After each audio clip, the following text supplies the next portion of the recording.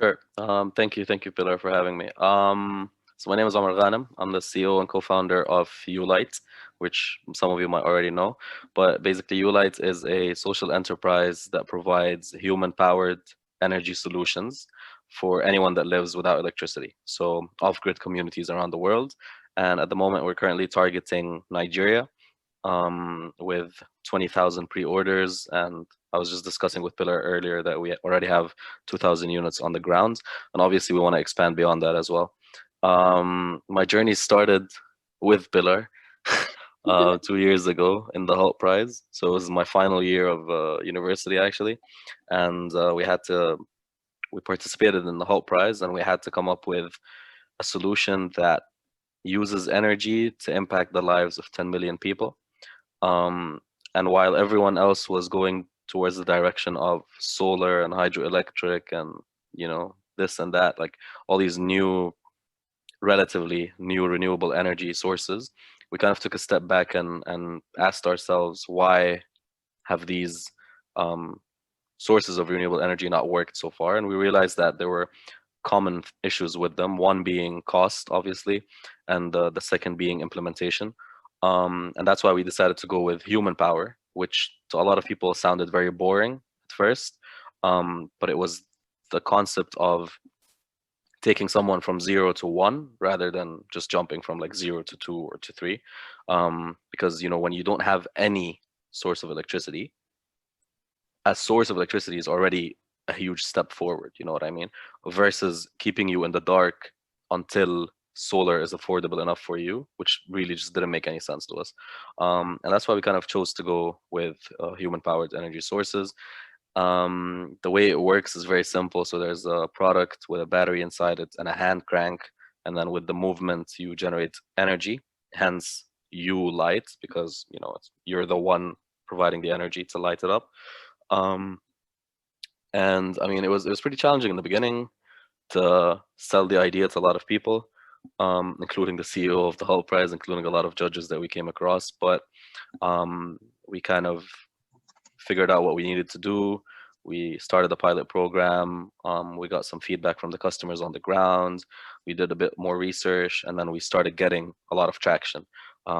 So, letters from the government supporting the project, pre-orders, just a bit of everything that we needed to kind of get to the UN. So for those of you that don't know, the Help Prize, the final stage, so it starts with like 200,000 teams, and then you qualify to an accelerator in the UK with 40 something teams, and then the final six go to the United Nations. And that's the pitch that you watched, of me presenting at the UN when I switched the lights off, which was probably the hardest thing I ever did in my life, at least to get approvals for. And then after that, so we didn't win at the UN, but we came back to Dubai, which is where we're all based. Technically different cities, but I'll just say Dubai for the sake of simplicity. And we started reaching out to more organizations for like grants and funding and stuff. And that's when we started working with the Expo. So I don't know if you're familiar with Expo 2020, the one that's meant to happen in Dubai, the one that's going to happen in 2021, but it's still called Expo 2020. Don't ask me why, but they've invested a lot in the branding, so they're not going to change it. Um, and that's where we actually got our kickstart. So that's where we got our funding. We got incorporated. We started actually manufacturing, and now we're in a position where we can actually start delivering all these units to the pre-orders that we had before. So that's a bit about Ulite. Myself, if I want to talk about myself, I studied marketing in university. And I actually worked for a bit in L'Oreal. I don't know if you know the brand, an FMCG company, as assistant brand manager. And then I moved. I also kind of do social media consulting for clients like Dubai Tourism and other clients that are based in the UAE. And that's about it as an intro. I No, think I you think that's forgot. everything you need to know. No, you forgot about Manchester thing. Ah, yes, of course. I'm the biggest Manchester United fan. Funny story. The only reason I said yes to the Hult Prize was because it said if you qualify from the regional stage, you go to the UK, right? And in my head, I just wanted to go to the UK because it was an excuse to go to Manchester to watch Manchester United play. And that was all I wanted. I didn't want the million. I didn't want a startup. I didn't want anything. I just wanted an excuse to travel. which I did. I actually ended up taking a train alone and going to watch a game in like week 5 of Accelerator or something. But yeah, that's another fact that you need to know. And how did you like got in love with the accelerator thing? Well, the startup thing. Like. I would say, honestly, it's not something that I had before. Like I'm not gonna tell you, oh, since I was a kid, I always wanted to have a start. No, not really. Like I always wanted to work on cool marketing campaigns, because I love storytelling. I think you can tell by now, Pillar, but I love storytelling in movies, in books, in music, in video games, in everything. And to me, like I studied science in school, so logically you would think, oh, I'd become an engineer or a doctor or whatever. But I didn't enjoy it as much as I enjoyed storytelling, and that's why I got into marketing, because I wanted to tell the story of brands. I wanted to like work for the Coca-Colas and the Pepsis and the Nikes and the, like these cool brands. um and then I ended up telling the story of a startup that is based in the UAE, so things kind of played out. But the passion, I think, it happens once you actually build a startup. Like once you try something, I don't think you can ever go back and like, there's that ignorance before. Like, and I don't mean it in a bad way, but if you don't ever work in a startup, you always oblivious. Like you don't know what the startup world is like.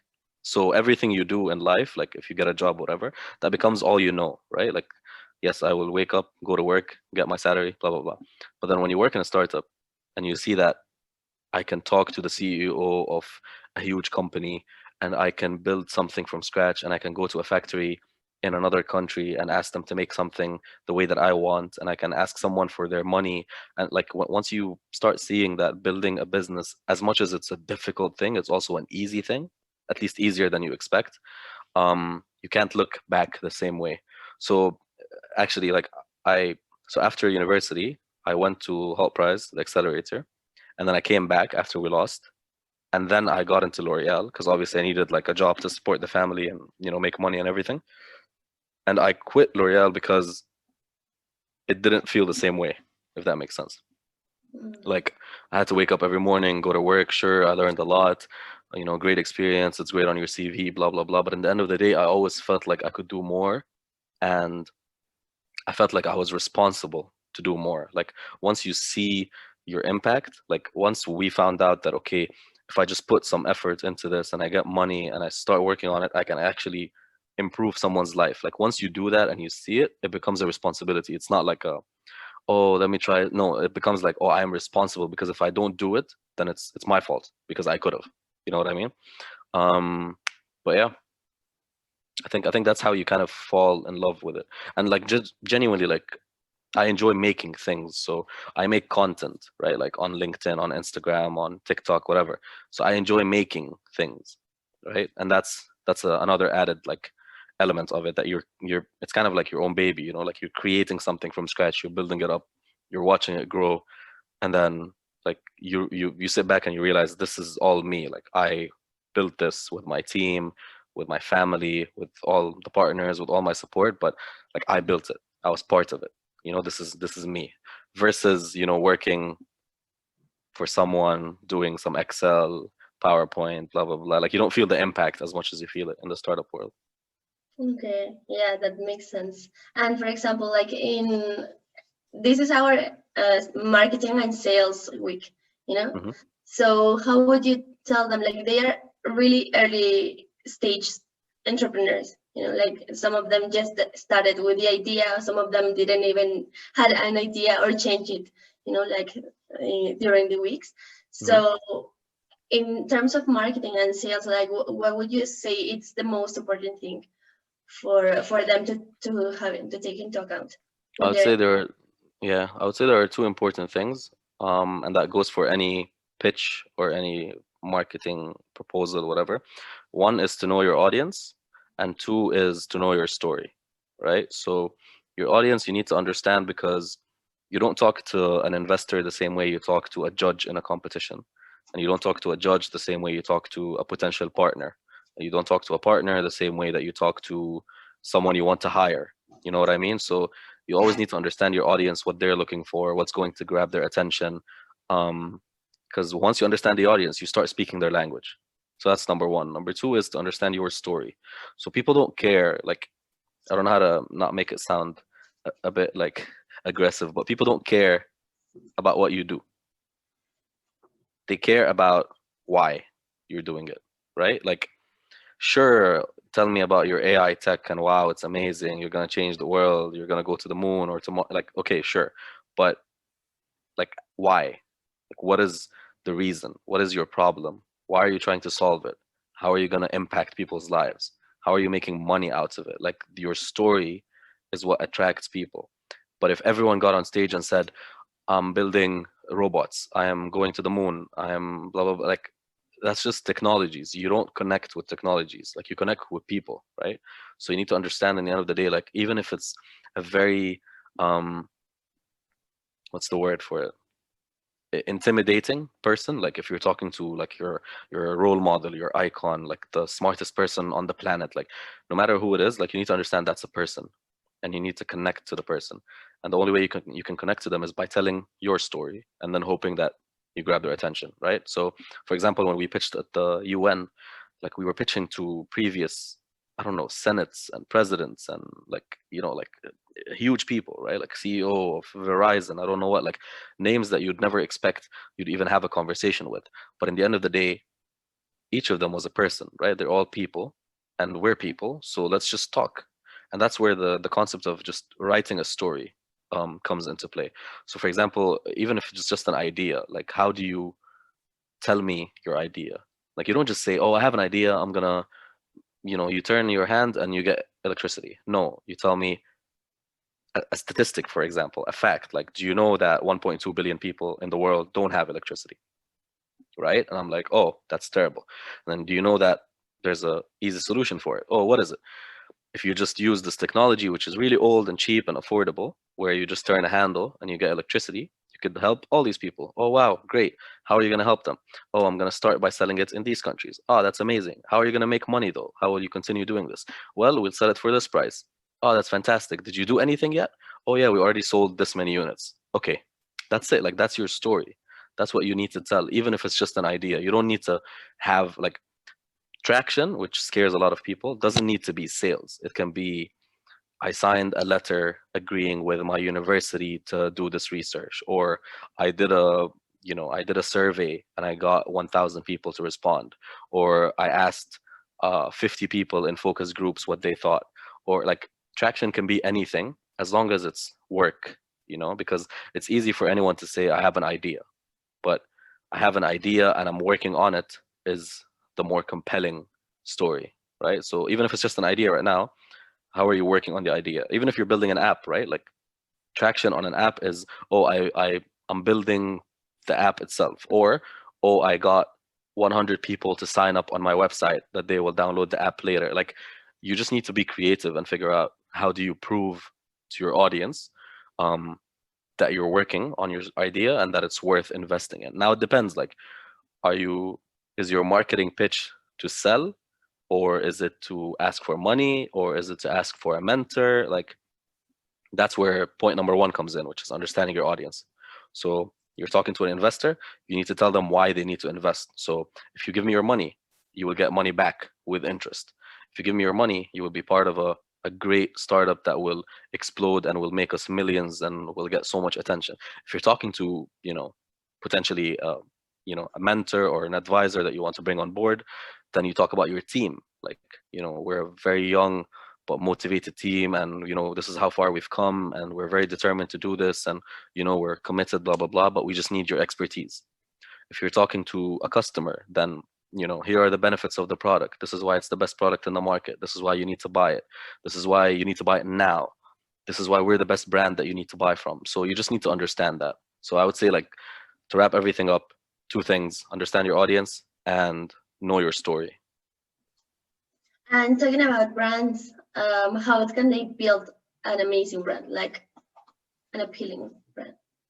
I think again it goes back to understanding your customer. So your customer is your audience.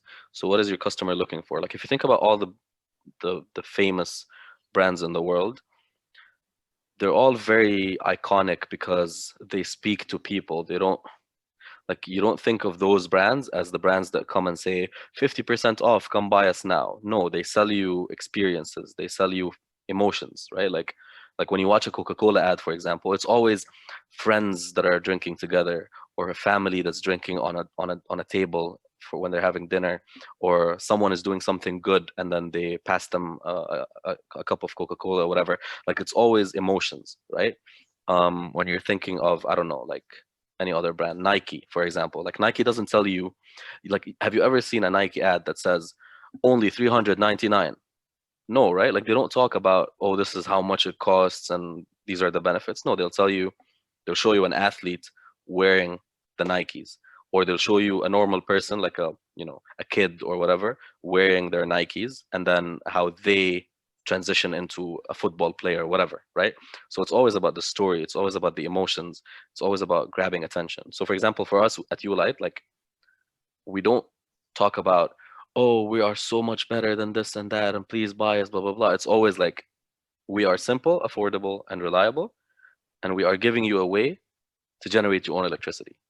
And then we show that by showing, people at home without any electricity. Like that was the whole point of switching the lights off at the UN, because we knew that people, because we are all spoiled, like we all have electricity around us. Like I have a ring light in front of me. If I turn the switch, I will get electricity. Like we don't understand what it's like. So by switching off the lights, everyone in the room understood what I was about to say. Because it's one thing to think, oh, some people don't have electricity. It's another thing to think, oh, I don't have electricity. And it's that emotion, it's that striking emotion of, I don't feel comfortable, everything is dark. And then you hear my voice saying, well, this is how they live. This is their life every single day. Then you're like, okay, I understand this. I'm going to listen. So you need to find that, trick for your own pitch, or that hook for your own story, where it's like, what are you? Like, what is your service? What do you do? Are you selling, for example, a phone delivery app, or are you selling convenience? You know what I mean? Are you selling um, tutoring lessons online, or are you selling easy access to education? Like you need to start rewiring your brain and thinking about, what is it that you're really selling? Like, do people care about the app, or do they care about the concept of open knowledge or convenience? I never have to go to the supermarket again because I can just pick up the phone. And like that's what you need to really understand. Like people have pain points, and you need to identify your customer's pain point and say, okay, this is what I'm going to cater to. My customers are lazy, my customers are tired, my customers are hungry, my customers don't want to go to the supermarket at night. Like you need to understand what is the pain point, and then really tackle it and show it to them in their face, like, this is you, this is your story, but it's also my story, and that's why you need to buy my product, or that's why you need to buy my service, or that's why you need to sign up to me. You get what I mean? Yeah, yeah, totally. Makes sense. And how can they avoid, like the common, like in this way of in this journey of creating the story, how can they avoid the commonplace of the normal narratives? Like there are some stories that we've used a lot. I think that people get tired of it. Like the African boy dying in how did you overcome that? And Mhm. for example, here in Mexico, it's like there are a lot of people talking about the indigenous people, right? Like the traditions, but how can they switch or rewrite that story? I think, I mean, we started off the same way. We started off by saying, here's a story of a little boy that does this and that and blah, blah, blah. Like everyone does that sob story, at least at some point in their life when they're pitching a startup. But I think it just goes back to like understanding what is really the most important element of what you're about to pitch. Like for us, it was the fact that we wanted to shock everyone by telling them, listen, 1.2 billion people in the world don't have electricity. That's all we wanted to say. It didn't matter if it was through a boy or if it was through switching the lights off. We just wanted to say that. But then we realized, okay, I'd rather make them feel the lack of electricity than tell them a story about the lack of electricity, because it will hook them, because everyone else was doing the same thing. Everyone else was like, here's a boy living in blah blah blah, here's a girl living in blah blah blah, here's an old man, blah blah blah. Like, to stand out, you need to do something different. um but then, using that same logic, like, I've pitched Ulight in places where I couldn't switch the lights off. I didn't have access to that. And I would do one of two things. Either I would start with a black slide and ask people to look at it, and then they realize they can't see anything. Or I would start with a fact by saying, by the end of this pitch, this many people will die because of kerosene, right? And it's a 1 minute pitch or a 3 minute pitch or a 5 minute pitch. And then it shocks you as the audience, because you're like, by the time this person is done talking, this many people are going to die. How do we stop that? By listening to this person. Okay, what is this person saying? He's saying we need to do 1, 2, 3, 4, 5. Okay, maybe I actually need to take this into closer consideration and talk to them, and maybe he needs to get the money that we're putting as a competition. Like, that's what you need to understand. So whatever your hook is, like, it just make it true to yourself, true to your actual journey. Like, if you are talking about lack of electricity, I just gave you a bunch of ways where you could present it. If you're talking about, pollution, like, what is it that's going to captivate me? Are you going to tell me, like, by the year 2030 we're not going to have ice caps anymore? Are you going to tell me that every single day we breathe in this many gallons of toxic air fumes? Like, what is it that you are going to put in front of my face that is different, that is not the same? Like, I'm telling you, like, Pillar is telling you, and I'm telling you, it's everyone's doing it. Everyone has done it. Everyone does the old, here's a person, here's the story, wow, it's so sad. Okay, now if you can do it because it's a real story about you, like, for example, I've seen people that say, for example, my uncle died while he was on the way to the hospital because the car took too long, and the issue is the infrastructure of the roads in my country. That's still a legitimate story to tell, right? Like, by all means, feel free to do it. But as long as it's true to you, as long as you're not faking a story just to hypothetically put a scenario, go for it, right? But just try to be creative, because again, I told you, like, if we're thinking in the context of a judging competition, the judges listen to so many pitches. They will listen to so many startups. If every startup is saying a story about some young boy or some young girl, you're not going to stand out. The people that will stand out are the ones that don't say it, or the ones that do something different, right? So, for example, even if we didn't win at the UN, no one that ever watched the UN pitches forgot Ulight, because we switched the lights off. You get what I mean? Like, regardless, we didn't win, we didn't walk away with 1 million, but anyone that watched the entire 2 hours, 1 hour, whatever, did not forget Ulight, because Ulight switched the lights off. Like, that's the thing. You need to find your thing. So what is it that you're gonna do? Are you gonna tell me a shocking fact? Did you know that this is happening every day? Did you know that by the end of this pitch something is gonna happen? Did you know that this percent of whatever is dying every single day? Like, you need to find something that no one will ever forget. You know what I mean? Like, leave an impression, basically. Okay. Yeah, I actually remember being there, and some of us thought like, oh, something happened. Like, Exactly, because everyone felt uncomfortable, but it was just me clicking. Like, that was the whole point of it. You know what I mean? It was cool. And for like marketing wise, and for the startups that are not like social focused, like they don't have, it's for entertainment, for example. Like, how can they build the story? It's not having like a purpose of changing the world, but they might have like this opportunity in the market. Like, how do you transit into this in this Yeah, I mean, even if you don't have like if you're not impact focused or not impact centered, you're still customer centered.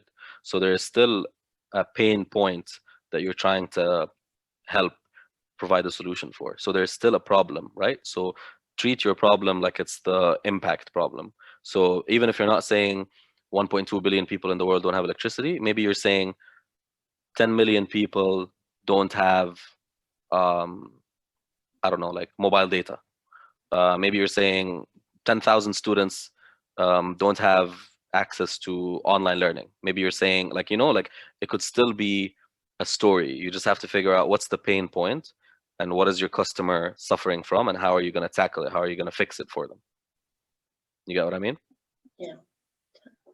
And like, again, marketing wise, I'm not an expert. So how would you build a brand, as you say, like from 0 to 1, like brand only?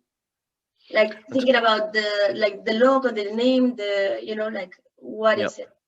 In terms of, okay, so I think in the space of marketing, we think of brand as what people think of you, not necessarily what you put out, right? So yes, there are branding elements, which is your colors. You need to have like a unified color code. You need to have a certain font style. Like yes, there are elements, but the brand in the end of the day should be what people perceive you to be. Like what do people think of Omar, for example, as a personal brand? What do people think of Ulight? What do people think of Pillar?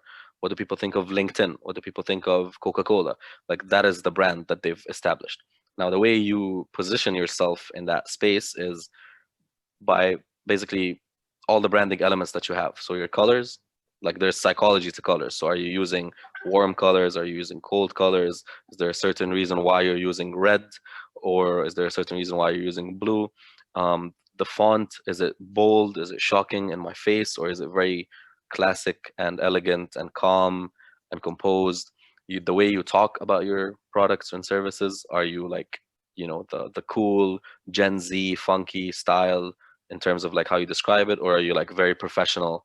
Like when you think of financial services or legal consulting firms, they're always like at blah blah blah blah blah. We strive to do blah blah blah blah. Like they're always super professional. So these are all things that you need to kind of do inherently to then establish a brand, and then you need to spread it across everything that you do. So it's not only the way it looks, but it's also like your social media, for example, your website, the way that you present yourselves. Like if you're pitching, it needs to be the exact same brand. You cannot be super cool on your website and social media and then you're super boring in person.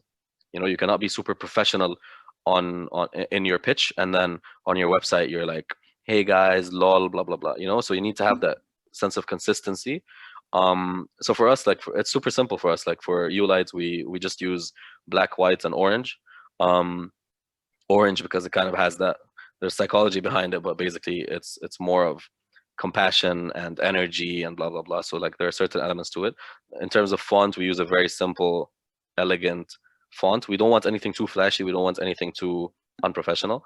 In our captions, you'll see it's always the same tone of voice. It's always us talking about people, people, people. Why are we helping them? Why does it matter? Who is our audience? Why are we selling to them? Blah, blah, blah. Like it's always the same consistent brand message.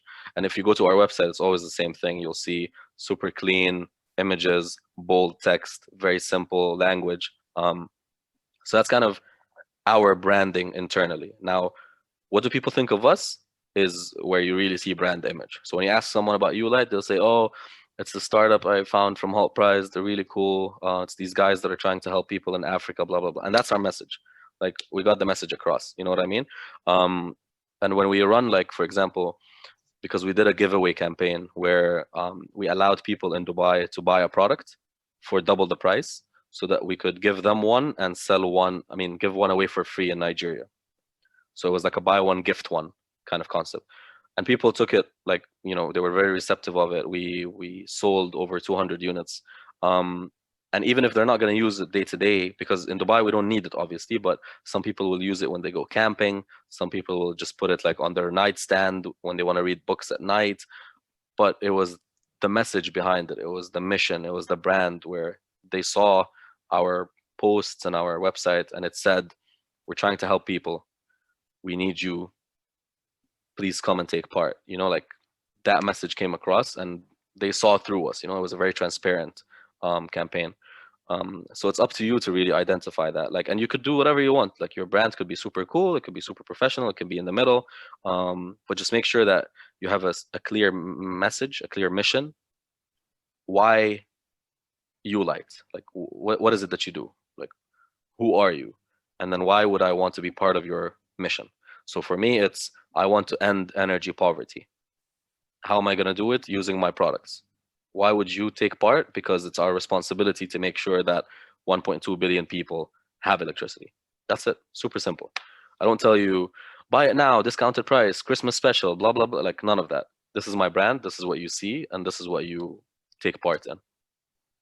Okay, and this is kind of the way that they can position in the market, right? Like they don't need to like how important is it to focus on your customer or focusing on your brand, like for getting into the market? Your Not the customer customer, the is, competition for it. Sorry. yeah, your customer is the most important part. Like you need to be super blinded to anything else except your customer. Like your customer is you. If your customer does not exist anymore, you don't exist anymore. So you need to focus on what does my customer want. Like we started with I think you remember Pillar, it was a big box and every minute gave you 45 minutes of light and it was so amazing. Everyone loved it. We loved it, blah, blah, blah. But then we spoke to our customer and our customer said, it's too expensive for me. I would rather have half the output, but half the price. So then we ignored everyone. We ignored all the, oh my God, it's so cool. This is amazing, blah, blah, blah. And we went and simplified the shape and the design and the prototype. And we made it half the price, but for half the energy. Basically, instead of 1 minute gives you 45, now the max you could get was 20 to 25 minutes, but for half the price, because that made more sense to the customer. And it didn't matter what we thought of ourselves. It mattered what the customer thought of us, because the customer was the one that was going to the shop to buy the product. Because it doesn't make sense for me to say I am helping thousands of people around the world get electricity, and then I ignore them and I do what I want. You know what I mean? I need to do what they want. So always think about your customer. It's obviously it's good to think of about competition, but never as like never be reactive. You know, like, oh, Samsung did this, so Apple is gonna do that. Sony did this, so Microsoft is gonna do it. Like, don't think about it this way. You need to think of competition as what are other people doing in the market and how does it impact me, and then how am I going to proceed in the future. So for example, if I go into the market, everyone else is doing solar. I know I'm the only human powered solution, right? That's great. So I'm positioned in a very nice, comfortable position. But now, if next year someone else enters the market and they do the exact same thing we do, the exact same product, I then need to realize that I cannot continue doing the same thing. I need to innovate a little bit. So why me, not them? And that's where you start thinking, okay, what's my next product in line? How am I going to improve my service? Why would people pick my brand over the other brand? You know, that's where the awareness about competition needs to come. It shouldn't come as like, let's study what the competition is doing and copy them, but do it better, blah, blah, blah. Like, it shouldn't be aggressive in that sense. It should be aggressive in the sense of, I want my customers. I want all my customers to have my product. Um, and I want to reach them in a way that I don't have to worry about the competition. If you think about, like, for example, the people that were blinded and didn't look at competition, like BlackBerry didn't care. You know, I don't remember if any of you had a BlackBerry. I don't know if any of you had a BlackBerry or if you remember it, but BlackBerry was the phone to have. Everyone had a BlackBerry. Everyone was on BBM, and then smartphones came out with touch screens, and BlackBerry didn't care. They're like, whatever. People are still gonna buy our products. We don't care. And then WhatsApp came out, and BBM, which was the most important thing for BlackBerry, became obsolete, because why would you use BBM and pay for it when you can just get WhatsApp for free and talk to anyone, even if they don't have a BlackBerry? And BlackBerry didn't care. And then that slowly killed them off as a company. Versus also look at other companies that put themselves in bad positions by competing too much. For example, everyone is lowering their prices, I'm going to lower my prices as well. But then once you lower your price, you can't really bring it back up anymore because there's a perception in the market. And now you lost all your added profits because you wanted to compete on the same level. You can compete in different ways. There are different ways to compete. You can compete by brand, you can compete by the quality of the service, you can compete by price for sure, 100%, but just don't be super obsessed with competition, be super obsessed with customers. Okay, that's nice. And if you don't mind, like, what about showing the video, like your video, because I'm seeing some of them like haven't seen the video, your pitch, Yeah, and maybe we can go through it. the pitch. Do you want to show it or do I show it? I can show it. Okay, sure. I already have it. Okay, cool, cool. Yeah. Do you want to like watch the whole thing or do you want to like pause? You tell me. Let me just. Whatever works for you. Whatever the everyone in the chat wants. I'm fine with both. Do you I want? think it's better to pause so we can talk about different like elements. Yeah. Yeah. You wanna share it and you pause it? Sure, let me 1 second. Um you light Hold on. pitch. Yeah. Okay.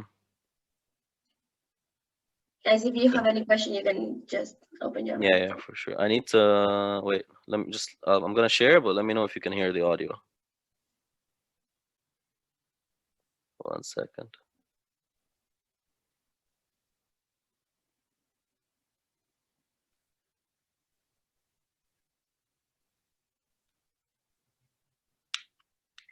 Okay. Now Zoom. Share screen. Desktop. And share.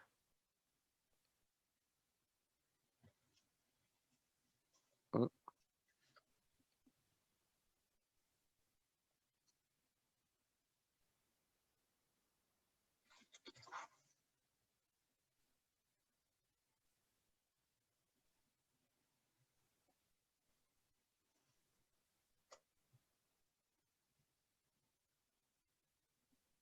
YouTube's being funny today. What? No, I'm just saying YouTube's being funny. Yeah. This is what 1.2 billion people in the world see when the sun goes down. Yes, the audio is That nice. is exactly You can hear it? Yep. Okay, great. Yes. the reason why we're here today. I'd like to introduce you all to Ulight, a simple, affordable, and reliable source of electricity. Okay, so I'm gonna pause there. The intro, I turned the lights off, right? Everyone kind of already knows what's coming. I'm gonna talk about lights. I'm gonna talk about electricity. Then, what's the opening statement? This is what 1.2 billion people in the world see when the sun goes down. Problem. In your face, problem, right? What's the solution? That is exactly the reason why we're here today. I already made the connection in the first, like, what, 22 seconds. You know what I'm talking about. You know what I'm about to talk about. You know my solution. But now you need to hear what the solution is. So then I say, I'd like to introduce you to Ulight, simple, affordable, reliable source of electricity. Like that as an intro in 20 seconds, everything is done. Because a lot of people are like, no, but how do I talk about everything that I'm doing? There's no way. I need like at least 2 minutes, blah, blah, blah. Like, no, you can do it. Like, you just have to like get rid of all the unnecessary information. What's the core element of what you do? What do we do? Simple, affordable, reliable source of electricity. Done. That's it. That's all we are, right? The intro is just drama, extra theatrical effect. Okay? I'll continue. Unfortunately, this problem continues to spread throughout many regions of the world, with Nigeria alone having 95.5 million people currently living off the electricity grid. That is important because I'm now telling you what is the total addressable market. How big is the problem? I told you 1.2 billion, but now I'm telling you in Nigeria alone, like one country, forget the 1.2 billion. Maybe it's a big number for you to understand. In one country, there are over 95 million people. 95 million people is like almost the entire population of Egypt. Like my entire country. Like imagine my country does not have electricity. You know what I mean? So show your judges or your audience or your investor the scale of the problem. Now, I saw someone raise the hand. Is there a Yeah. question? Like feel free to ask throughout. Yes. Hi, Omar. Hey. I have a question. Like, for example, when you say like your problem, like Mhm. how you choose like the correct, like for example, we are in public transport. Our project is of public transport. So, like when I started pitching, I had like the question like if I should say like the problem that public transport brings like to the environment or like the lack of open data that it's like our main problem. Like how do you choose like the correct I don't know, like problem in your Mhm. problem to start talking about, like, because for example if I say that the people don't know like which is the best way to get to their destiny, it may not be like as shocking as saying like 23% of the contamination in the world is related to public transport, you know, like, Yeah, I get you. so how I think yeah. So you'll see it in the next few lines that I say, but basically you need to start by mentioning the overall problem. Like what is your problem? Your problem is public transport, right? then what does Mhm. that lead into? It leads into pollution. It leads into lack of data. It leads into, like, you have multiple consequences of your problem. But in the end of the day, what is your problem? Your problem is that public transport is not optimized, or is not up to the standard, or is not advanced enough, right? Like, that is the main problem. Then you Mhm. dive into it. So right now, for example, I'm saying 95 million people don't have reliable electricity in Nigeria. But then if you listen to what I'm about to say right after, Millions more suffer from power outages ranging between 13 to 18 hours a day. This so problem I'll stop before I continue. You can see it says the problem: Nigeria, 95.5 million people, no electricity, right? That's the main problem. Under it, it says students drop out, there's loss of productivity, and kerosene has health risks. It's the same thing for you. You're going to say, public transport is an issue, whatever the scale of it is, and that leads into pollution, that leads into lack of data, that leads into whatever, right? Like, you break it down, but you start by one statement. So I don't come to you and you say, there are three problems in my country. No, you say there's one problem and it contributes, or it constitutes three other problems. You get what I Okay. mean? Yeah. Yeah, And and for you'll hear it example, now. I address it one by one as well. okay, but for example, like it is convenient to say like globally the problem, like I don't know, in the world 62 billion people rely on public transport, and here in Toluca 7 of every 10, like like saying globally and then like Mhm. locally, or it's like It so it necessary. it depends. It depends on, like, your, if you are trying to only do something local, then I would only care about local. But if you're planning to scale, which is usually the case, like if you're planning to scale outside your community or your country, then it's always good to, like, start big and then make it smaller. So, like, 1.2 billion people in the world, 95 million in Nigeria.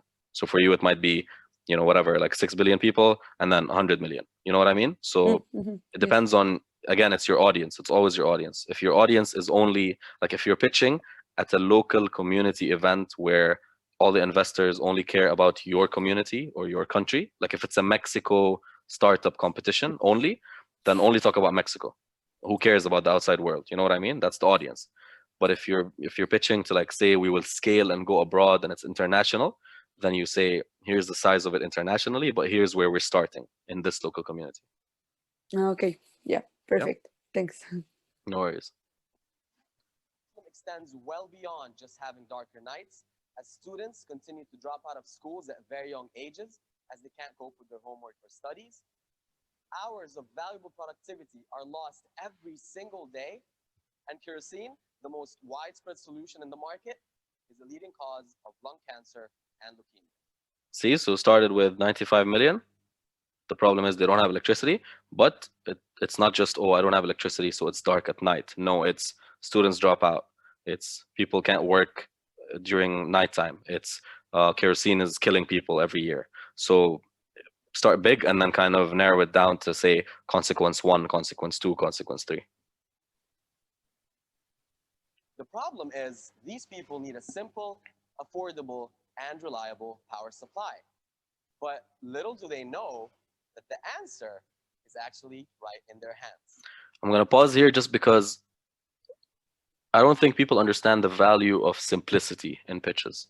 Like, everyone is so keen to throw in, like, big terms, automated this, AI that, machine learning this, machine learning that. But like, do you realize what I just said? I said the answer is in your hands. Why? Because it's hand-powered cranks. Like, the simpler you can make your pitch, the better it will be, because there's nothing better than having, like, imagine you in school or university.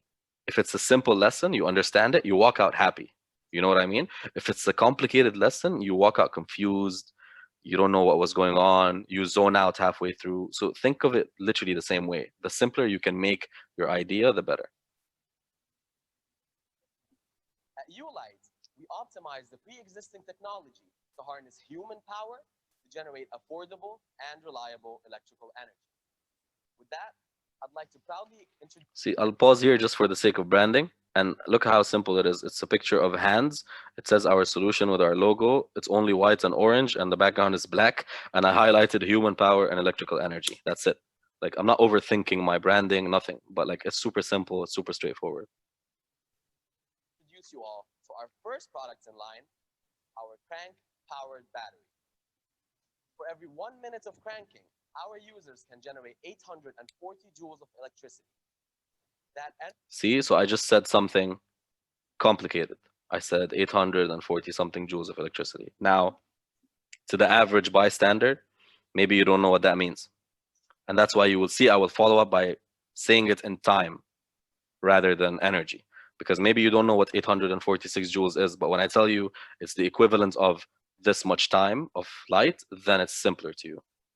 Energy is then stored in the battery and can be used to power or charge any device with a USB port immediately. What this means, putting it into perspective, is that There you go. See, so putting this confusion with 1 minute, 840 joules, 2650 milliamps per hour, blah, like all of this simplified is our users have power on demand. this slide. Like this is U-Light. 1 minute, 25 minutes of light, or 4% charge. Like that, anyone walking by, watching my pitch, like, you know, if anyone was just passing by and looked at the slide would understand what I'm doing. That's what you need to reach in terms of simplicity. So how simple can you make your idea sound? For every 1 minute of cranking, whether you're an adult or a child, you essentially have 25 minutes of light, or you can charge the average Nigerian mobile phone up to 4%. Now, even better, we're 24% more reliable than solar, given that our product works efficiently throughout the year, regardless of weather conditions. In addition, we're also 91% cheaper than kerosene over the lifespan of our product, because the average Nigerian family spends $66 every single year, whereas with our product, I'm going to pause before it goes to our product, but this is the only slide that really talks about competition. And we talked about it in a very simple way, saying, because I know everyone in the audience or every judge is going to say, but why not solar? It's Africa, it has so much sunlight. I already answered your question. It's 24% more reliable than solar because it rains in Nigeria. And when it rains, you have to take your solar panels down if they're not, you know, that strong, which is obviously the case because the better the solar panel, the more expensive it is. And it doesn't get you 100% efficiency because there are clouds in the sky, so you don't really get sunlight. So I already answered the question. Now, again, another competitor is kerosene. So not only are we better for the environment and for your health, but we're also cheaper than kerosene. So straight up, I answered your questions before you even asked them. So think about it that way. Like when you say, for example, public transport and data, blah, blah, blah, like what's the first question people are going to ask? Why not this app? Why not that app? Why not the government public transport? Why not this? So already answer the questions in advance. You know what I mean? our product, they're spending $17 in a one-time payment with a 3-year guarantee. You're talking about savings of almost $200 for families that live off of $1 a day. So I'll go back to You're this. talking about So forget this because the pricing changed, but $17, one-time payment, 3-year guarantee. Simple, right? Now, why? Because like as a judge that is from, I don't know, from Mexico, for example, you don't know the price of products in the market, right? So then I come back and I follow up with saying, you're saving this much money if you buy my product. savings of almost $200 for families that live off of $1 a day. So again, I'm giving you perspective. Like if you don't know what the market is like, it's $17 in a one-time payment, which means you will save $200 and you are a family that makes $1 a day. So think about it as I'm saving a family 200 days of work in terms of money. You know what I mean? That price point then allows us to also sustain our business as we generate a net profit of $9.40 per unit. This is important to know. What are your unit economics? How much money are you spending versus how much money are you making? And the reason this is in the slide, obviously, halt price is kind of because you're asking for $1 million, so there's an investment involved. But always know, like, you need to make it sound like it's a sustainable, feasible business. Like, there will be money coming in, there will be money coming out, but the money coming in will be enough for me to sustain my business. You know what I mean? And usually, like, there's no rule, but usually when your profit is like 50% or more, that's when it's like a healthy profit margin for most investors. Like if you start saying, oh, my profit margin is 20%, that's when they might be a bit more concerned because it's like you're barely making money. Like you're making $2 on every 10. You know what I mean? Our market plan is divided into three different phases. Phase one is where we launch the company, and we're looking at local market distributors, partnerships, community leaders, and diasporas that want to reinvest in their country. Phase two is where we grow vertically within Nigeria as we target schools, hospitals, NGOs, and the government. Phase three is where we expand horizontally to disaster relief kits and to other countries in sub-Saharan Africa and other regions of the world. Okay, I'm gonna pause again here. This is my market plan. This is literally a document that is 20 pages in like font size 12 or like 11, right? I just put it in one slide with icons and one line each. This is what you need to be thinking about when you're thinking about your pitch deck. Your pitch deck does not need to have all the information. It just needs to have the bits of information that are so important for you to include, and it only needs to complement you. Because if you didn't look at the slide and I just spoke, you would get the same message that the slide says. Phase one is launch, and this is how we're doing it. Phase two is grow, and this is how we're doing it. Phase three is expand, and this is how we're doing it. So many people are tempted to like put bullet points and numbers, and then when they don't talk about it, it's like, why was it on the slide? So don't get confused. Simplify everything. Make sure that everything is super simple, super straightforward, and it just gets your message across, and the slide only complements you. Like I should focus on you as a speaker, not on the slides. We tested our product and our market demand in our pilot program in Kano, Nigeria, and we reached over 40 families, established 4 partnerships with local distributors, and are working on securing pre-orders as we speak. So this is traction. This is what really matters in the end of the Halt Prize, or if you're talking to an investor or whatever, right? As a matter of fact, we now have 6 signed letters of intent for 23,000 units valued at over $300,000. So again, perspective. 6 letters of intent, 23,000 units, $300,000. So how many units? I'm telling you. What does that mean in money? I'm telling you. So as an investor, if you're listening and you're like, wow, they already have this much money coming in, it then becomes more appetizing. You're more interested in the startup. In addition, we have 2 government support letters that both acknowledge and recommend our solution. And we're currently working on verbal negotiations towards securing an order for over 30,000 units. Same thing. So government support means, oh, you know, we have backing. More pre-orders means, oh, they're going to grow even more. What we're truly passionate about is our impact. And we broke it down to the 1 unit level. For every Ulight box that we sell, we'd be empowering at least 3 children to continue their education and get better job opportunities in the future. We'd be allowing a family to increase its income up to 2 times, and we'd be providing a safer household environment for that family. So again, simplified. Instead of me saying, oh, do this and that, and this is how many units we expect to sell, blah, blah, blah. I'm telling you, if I sell 1 box, like if I walk out of the Halt Prize, if I walk out of the UN and I sell 1 box, this is what I'm going to do. I'm going to help 3 children. I'm going to help a family increase its income. I'm going to have a safer household environment for that family. And then I ask you to multiply it by the number of boxes we sell. You know what I mean? So you're going to hear it now.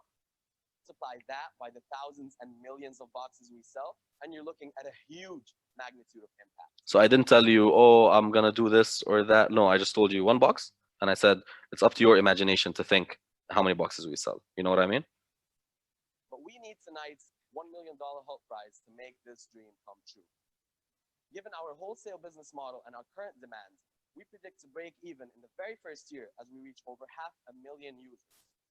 This finance talk is purely because it's investment pitch.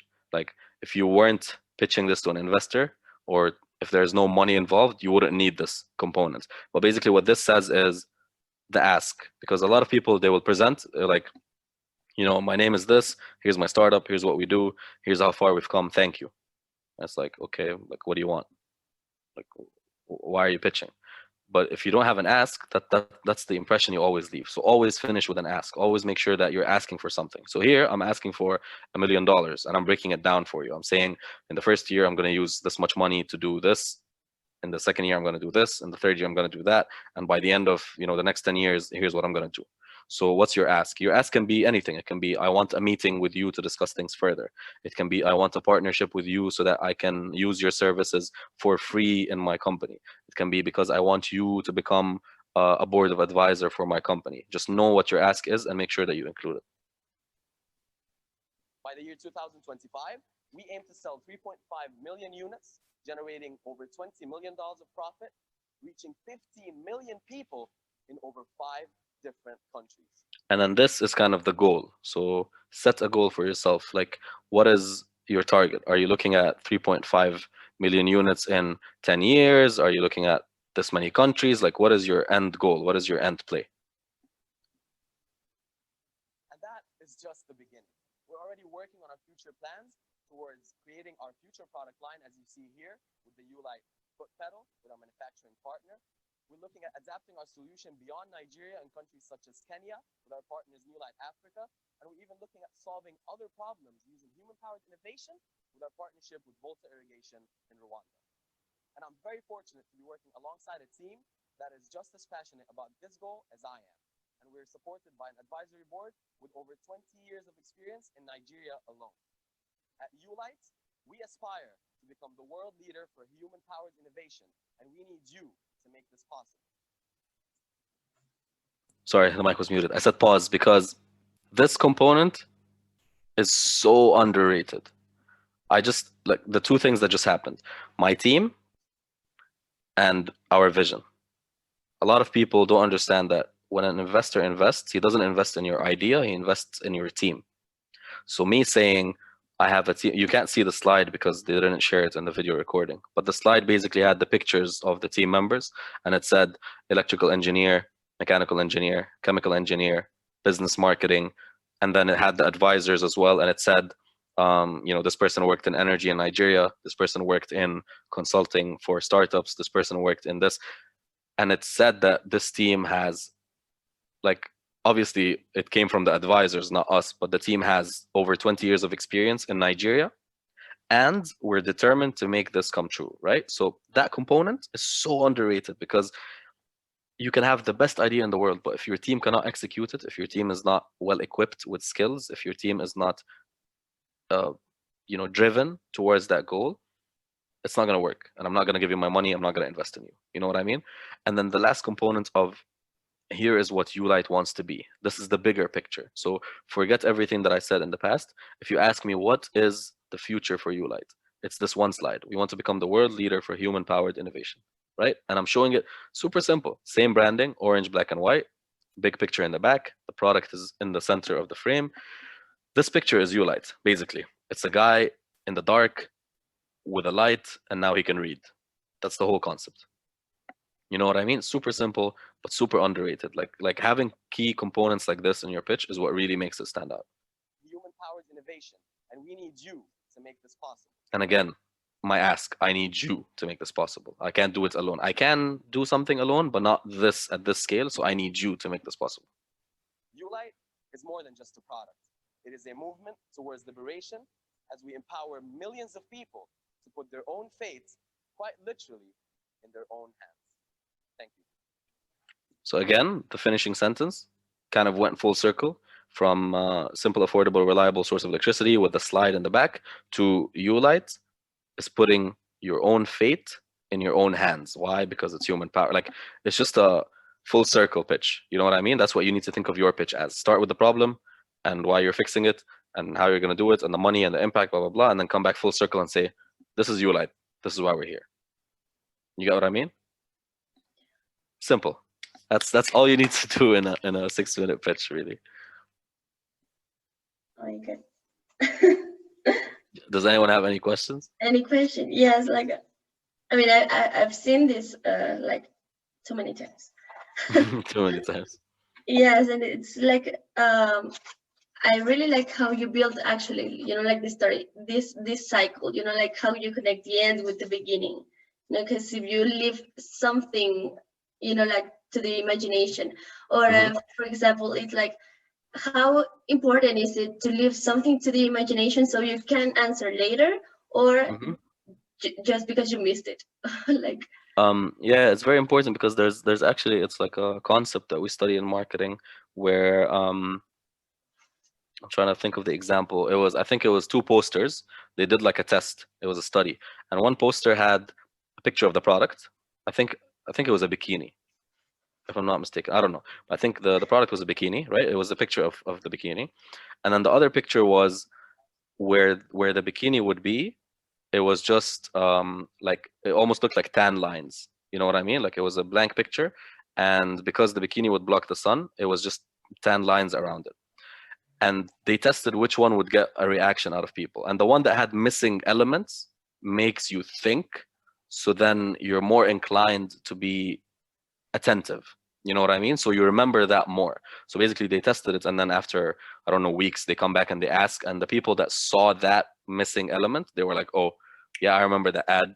It made me think for a while, and I didn't know what was happening." Versus the people that were like, "Oh no, I don't remember. I see a lot of ads all the time."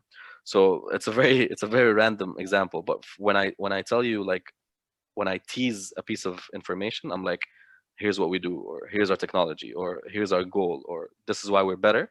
But I don't give you everything you need to know. You're gonna come back and you're gonna be like, wait, but how? Or like, can you elaborate? Or I have a question. And I want that because I'm prepared for that kind of question. I already know what I'm gonna say. You know what I mean? So because the hot prize was like 6 minutes pitching and then 4 minutes Q&A, we thought of it as 10 minutes pitching, really, because it was like I have 6 minutes and then I have 4 minutes of Q&A that I can kind of already anticipate the questions that will come. I know someone will ask me, why hasn't this worked before? I know someone will ask me, what's your profit margin exactly in terms of percentage? I know someone will ask me, what's your plan for the future since it's an old technology? Like, I already know all these questions. And I just teased them. I just said, here are our plans in the future where we will do a foot pedal. Here's our partner in a different country where we will actually look at water solutions as well. Like, I'm just throwing bits and pieces so that you can come back to me and say, can you answer this? I'm not sure. Can you go back to this? But again, be careful. You don't want to be like, you don't want them to ask out of confusion. You want them to ask out of um, curiosity. Like, you want the person to be curious to know more. You don't want the person to be confused. Like, you don't want someone to say, wait, I'm confused, what's your idea? Or like, I'm confused, what's your technology? You want them to say, you said this technology, but can you elaborate more on why you're using it or how you're making it better, etc. Okay. Yeah, and for the strategy, for example, like setting the marketing strategy and the sales strategy, right? Like, if I'm not mistaken, or if I'm getting it right, the marketing is like for promoting the product, and the sales is for like actually the journey from taking the person, like an interested person, to actually buy, right? So how can you set like a winning strategy, like combined? I mean, all marketing and sales it has a simple, very linear model, which is, I think, I don't know if they teach it the same way where you guys are, but it's, for us, they called it the AIDA model, which was attention, interest, desire, action. So it starts with attention, which is um, attention or awareness. They use it kind of together. So raise awareness or bring attention to what you're doing. So here's the problem, right? You lights. Why? Because the problem is 1.2 billion people in the world don't have electricity. Interest is when you actually start poking your customer, like, but we can solve that problem. We have a product. We can make a difference. It doesn't have to be that way. Desire is where I come in and I say, here's how much it costs. Here's how much it's better than solar. Here's how much it's better than kerosene.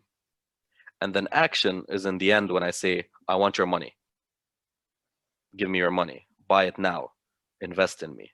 So you need to think of your sales and your marketing funnel the exact same way.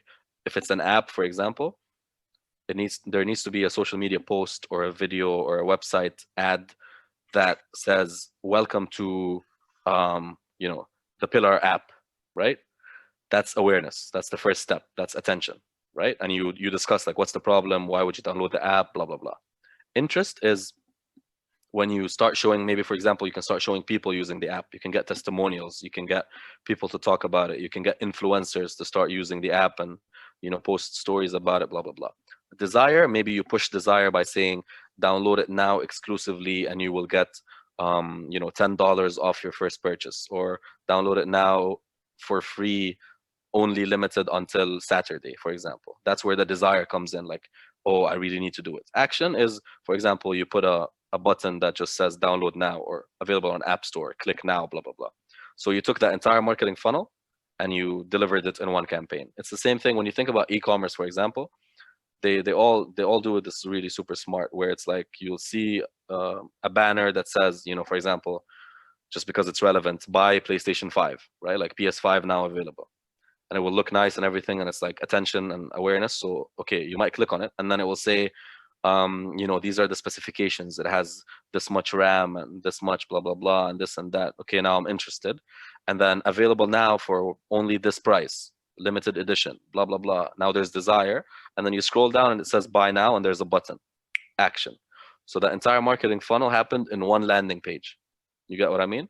So that's what you need to think. Like, that's how you need to think about marketing. Now, when you're marketing products and services in a traditional way, obviously it's longer than just scrolling through. So maybe someone needs to see a poster or an ad on TV or an ad on social media or a billboard sign, for example. And then maybe that someone needs to go to a store to ask about you. Or maybe that someone needs to get another ad that talks about you even more. And then that person needs to, sorry, that person needs to go and have the desire to buy it. So they will go and ask about you, like, hello, shop owner, can I get this product? How much is it? Blah, blah, blah. And that person needs to buy it on the spot. So you can just Google it. It's called, I'm just going to type it. It's the AIDA model. And you can see multiple examples of it. But always think, like, everything I've said so far is a story.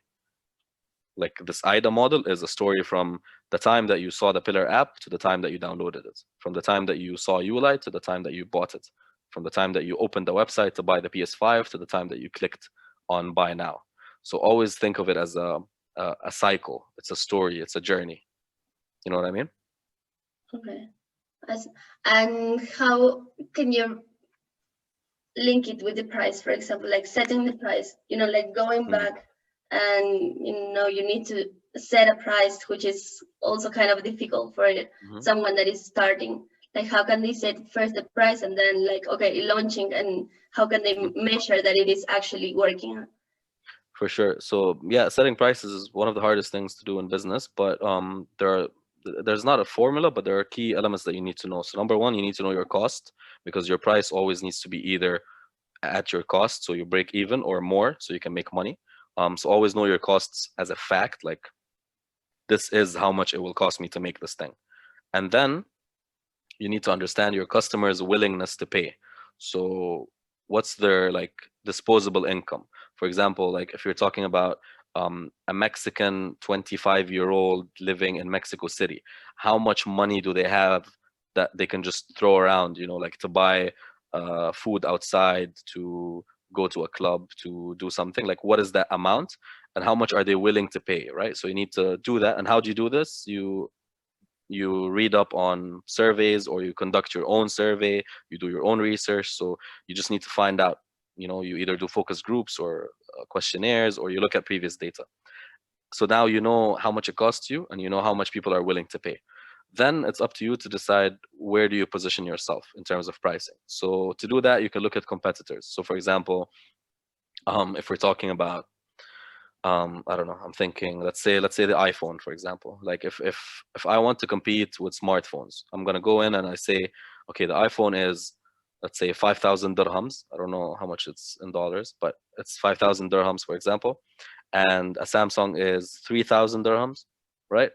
Now, where do I want to stand? Do I want to be cheaper than the cheaper option? Or do I want to be more expensive than the most expensive option? Or do I want to be in the middle between both of them? Let's say I want to be in the middle. What does that say? It says I'm slightly higher quality perception-wise. It may not be the truth. But if I'm between both of them, it says I'm slightly better than Samsung, but I'm not as good as an iPhone, so I'm not as expensive as the iPhone. And that's where you kind of set the price. And pricing will always change. Like, today you will start, for example, I showed you our pitch said $17, but it has gone down, it has gone up, it depended on models. So pricing will always change. You need to be understanding of this idea that your price will change depending on your customers, also depending on a lot of things. Like right now, for example, in Nigeria, because of the protests, I don't know if you guys know, but there were protests earlier because of some entity that is meant to be like for the people to protect them, but it's become kind of like a gang almost. So because of the protests, a lot of people went on strikes, and because of the strikes, the currency got hit. So now the dollar and the Nigerian naira aren't on the same level they used to be 2 months ago, for example. What does that mean? It means that people that have naira don't have the same amount of dollars anymore, which means my product might have to be cheaper for them to afford. You know what I mean? So there are so many components that come into play when it comes to pricing. It's not just like $20 sounds nice or like 19.99. No, like you have to understand competitors, your costs, your customers' willingness to pay, and then all the other external factors. Like, for example, if there's a recession, if, like, for example, let's say, such a random example, but if you're a cereal company, you know, like cornflakes or something, your pricing will also depend on milk, right? A milk company. Like, if milk becomes suddenly cheaper, then how does that affect you? Do you need to become cheaper? Do you need to become more expensive? Like, how is that going to work? You know what I mean? If milk becomes more expensive, then do you need to become cheaper so that people can still buy you when they're buying milk? Or like, there are so many different components that you need to keep in mind in pricing, but just be open to the idea that, okay, maybe I will set a price today, but after research tomorrow or day after, I might change it. You know Okay, what I mean? and yeah, and when you were talking about the customer willingness to pay, right? So, Mhm. and you can do like focus groups and pricing. Well, no, like the data and surveys. Like, which tool would you recommend that is like it works the best? In terms of Uh, research? research, yes. Honestly, it depends on the market you're in. Like, sometimes surveys are really good if they're actually like accurate and conclusive. Sometimes there are studies, there are agencies and like companies that do studies. Some of them put it out in public, some of them you have to go and buy. It depends on the areas. Like, for example, I know in the US there's a lot of transparency, so there are so many like government entities and agencies that will do like research about, you know, for example, the value of a company or how much a company has made money in every year, blah blah blah. And this information you can find online. Versus sometimes, like, if you're trying to find out in your neighborhood in Mexico City, what is the willingness to pay of a young 18 to 25-year-old, then you might have to go and do it yourself. You know, you might have to prepare a survey, questionnaire, go on the ground to a university, for example, because that's where you'll find your target, and then hand it out and ask people to answer it, blah, blah, blah. So it just depends. Like, the mechanisms are all there. You just have to figure out which one are you going to use, you know, because surveys will get you like close-ended questions. You know, you'll tell them it's either A, B, or C. But if you do focus study groups, that's when you'll get like qualitative answers. So you'll ask them something and you'll say like, how do you feel about this? And then one person will say, oh, it makes me happy. One person will say, oh, it makes me sad. One person, you know, like, you'll get different variations. So it depends on what you want to find out. Then you pick and choose. It's like, first find out what you want to know, find out where you're gonna do it, how you're gonna do it, and then pick like which mechanism you're gonna use. Okay, awesome. Like, I'll keep talking. Go ahead. um, okay, so which tools, I mean, in terms of social media, in terms of sharing your marketing strategy, like, what would you like Omar likes the most? I think, to be honest, social media is definitely the biggest thing right now. You have to be on social media or you're irrelevant. But again, I'm giving this advice as me. I would say the biggest opportunity right now, believe it or not, is probably on TikTok. Just because it is so Right. organic, like, as a platform, it is very, very organic. Like, now it is, today, TikTok is what Instagram used to be 10 years ago, where like you could post something, hashtag Dubai, and then 1,000 people will see it, even if you have 2 followers. Now Instagram is very like, it's what happens to every platform. Once the platform makes ads, they start focusing on pushing ads. So now Instagram, even if you have like 10,000 followers, if you post something, you might get like 200 likes, 300 likes, 400 likes. So it's very suppressive because they want you to pay to get more exposure. That's how these companies make money. So TikTok hasn't reached that stage yet, and that's why it's still very organic. So I would say experiment with it, if it fits your like niche. For example, I mean, the only example that came up was the public transport startup. So if you're looking at like public transport for young people in Mexico, look at what kind of content can you create on TikTok that could appeal to your customers, which are potentially young people living in Mexico. You know what I mean? There are examples of like so many different companies that use TikTok correctly. So there's Red Bull, there's Chipotle, that I can think of the top of my mind. But basically, I would say number one, content, right? But then don't be like dependent on a platform. If TikTok closes tomorrow, you shouldn't um, start crying like, oh, I lost my entire marketing plan. No, you should then move to the next platform, right? So that's why, like, I think keep in mind your audience and what kind of content they want to consume, and then figure out where do you want to put it. I'm not saying don't post on Instagram. Obviously, that's stupid. You have to, but like, how much effort are you putting into each? How much thought are you putting into each? How many times are you posting on each? Like, you can still grow on Instagram, you can still grow on Facebook, you can still grow on Twitter, but it's just not as fast as TikTok. Like, I'll tell you off of like my own example. I have an account that is just me and my best friend, and we do it for fun because we started, like, we were in a vacation together and we were like, let's just start.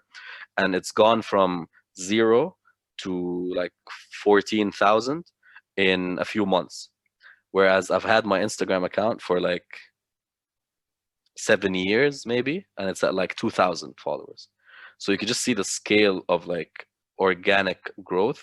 So I think it's definitely like something you should really look at very seriously. Other than that, like, my suggestion is social media in general. Like, you need to be on Twitter, replying to tweets, hopping on conversations, talking to people.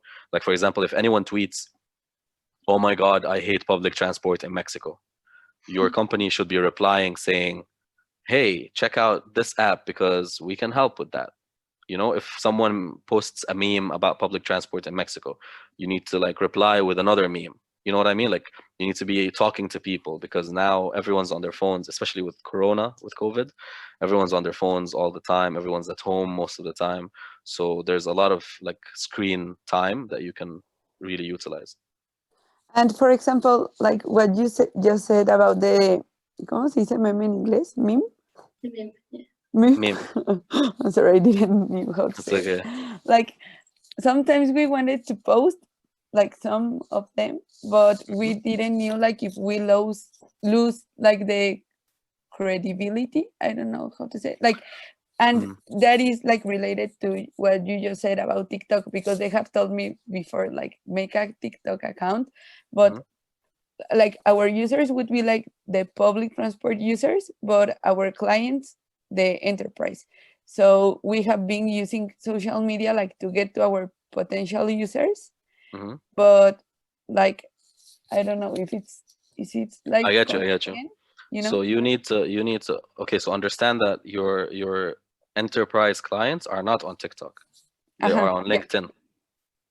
Like, they Right? don't even are in social media. Like, There you go. Maybe they don't even have social media. So you need to talk to different people in different ways. So if your client, your enterprise client, is on LinkedIn or on Facebook or is on websites or is in like events that you need to go speak in, by all means, be very professional, talk in a very professional manner there, blah, blah, blah. But if you're talking to like an 18-year-old, it's almost stupid to not talk to them in memes and jokes and sarcastic tones. Like, that is like, if you, because you're thinking now, okay, so now you're thinking about credibility. But for example, if you look at like the biggest brands in the world, look at their global Twitter accounts. Like, look at Wendy's, look at KFC, look at McDonald's. Like, the way they reply is always like, it's always like a person talking. Like, if you check out Wendy's is always like making fun of Burger King and making jokes about McDonald's. And that is the way that you're supposed to use social media, because people will see it and they'll laugh and they'll retweet it and they'll like it and they'll share it. And you want to be shared. It doesn't matter if Dr. Whatever is going to see your TikTok and is going to think you're not credible anymore, because Dr. Whatever is going to see your LinkedIn post. He's going to see your email. He's going to meet you in person. And if Dr. Whatever or Mr. Whatever or Mrs. Whatever have a comment, you say, this is our social media strategy to acquire more customers. Like, Okay. you know, that is what you need to do to get more people on board. Because otherwise, it's like you're going to be a flat brand. You know, those brands that just post because they have to post, and their captions are all like Google captions, like, oh, today the sun was really bright, blah blah blah, hashtag sun, hashtag loving life. Like you don't want to be that. You want to be you want to humanize your brand. You know what I mean? Yeah, perfect. I love that one. The human brand. Yeah. So I think we've reached like the time, like an hour and a half. If anyone has any question, like it's the time. Otherwise, we can round up here. But well, just for saying this, I think this has been like really, really insightful for all of us. You know, like, and I'm really grateful for you to accept coming and be with us. Omar, I know like you can be like super busy now, and I'm really happy to see like how you've been growing and how you can share. How can you share this? You are sharing this the whole experience from, you know, like getting from zero to one and to the point that you are now. You know, it's like really, really kind of cool to see like close friends and now where they are, and now they are sharing the experience. I think it's really valuable, and I'm really thankful. Well, thank you for having me. And for those that don't know, actually, Pilar was the person that called me to ask me if I booked my flight to the UK for the Halt Prize. So it was the first voice that I heard. It was the first voice that I heard to go to the UK. But yeah, it's funny how time flies.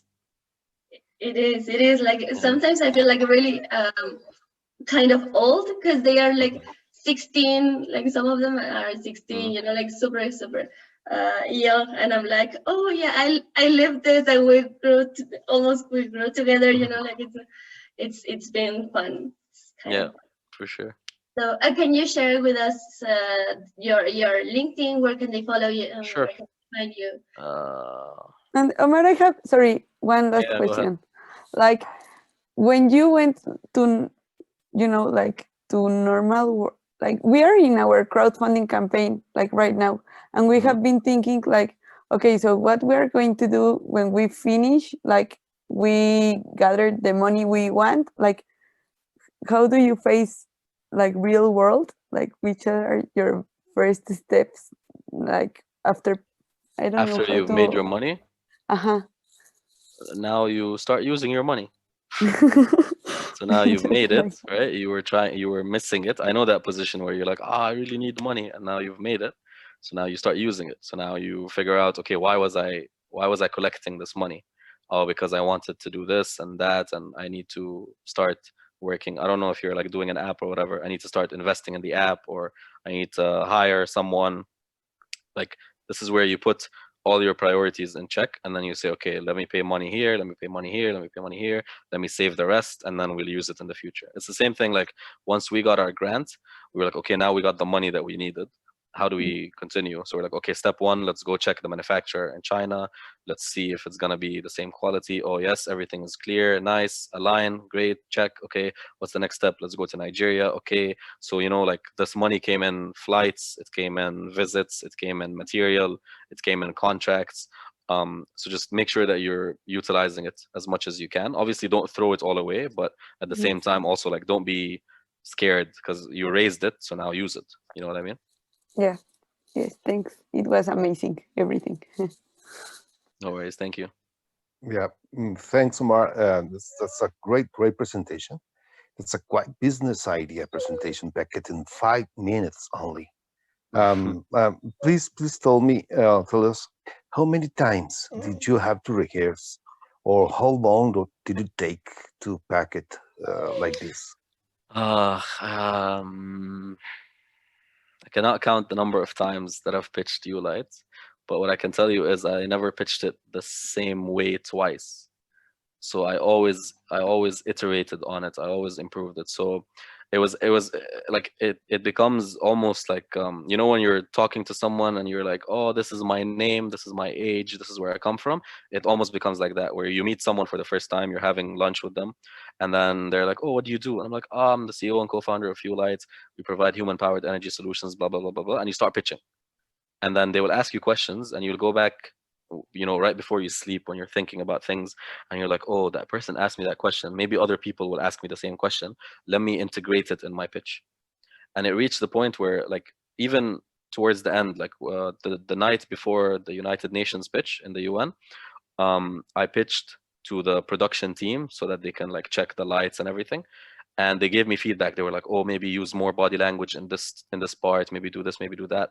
And the next morning when I had to go and present the final presentation, I changed a few elements. So always be open to like improvements here and there, but do it as much as you can. And don't only pitch to like competitions and stuff. No, like pitch to your professors, to your friends, to your family, to random people that you bump into in a coffee shop or in a club or in a bar. Like always have that willingness to talk about what you do, because you'll get feedback, and that feedback is how you'll improve it. So like, for example, in the beginning we used to pitch and say, you know, there's a young boy in Nigeria, he doesn't have electricity, blah blah blah, and then people told us like, we heard this before. So we're like, okay, we need to change it. How do we change it? And then we try different things every single day. We try something different, until something clicks and you're like, perfect, this is what I'm going to use. So what you saw, the video that you saw, is the results of like weeks and months of just pitching over and over and over and over again, until I got that final script that was, to you it seemed like, oh wow, it's a great pitch, but to me it was like, I got through so much to get to this point where someone watching it on YouTube can say, wow, that's a great pitch. You know, like you don't just have a great pitch. You have to start from somewhere and just keep building, building, building, building. Okay, thanks a lot. Yeah, That's no great. worries. Thank you. Love it. Okay, so thank you, Omar. Thank you for being with us. I'm sure they are going to start sending you like connections, invitations, everything. No So worries. yeah, I hope you I don't know, like you keep growing, and I wish you all the best. And I can't wait for you like to come to Mexico. You know, like we have like a huge market here. For sure. I mean, my pitch to you is, if anyone in Mexico wants to start selling Ulite, by all means, contact me and we'll set something up. I'm ready. You Okay, can. sounds good. Thank you. Don't Thank you for forget having me, Pilar.